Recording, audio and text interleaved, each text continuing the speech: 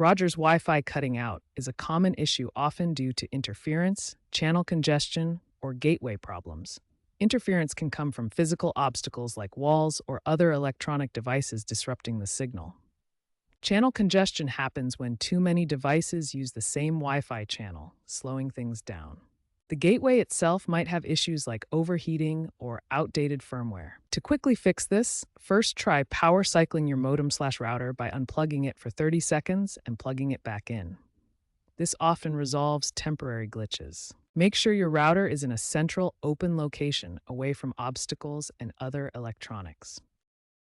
If a simple reset doesn't work, use a Wi-Fi analyzer app on your smartphone to identify less crowded channels. Manually switch your router to one of those optimal channels to reduce interference. Ensure your Rogers Ignite modem has the latest firmware.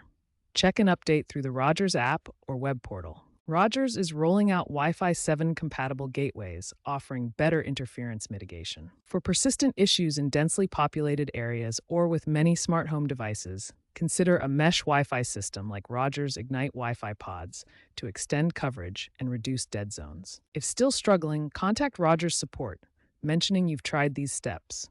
They might identify network-specific issues or hardware problems.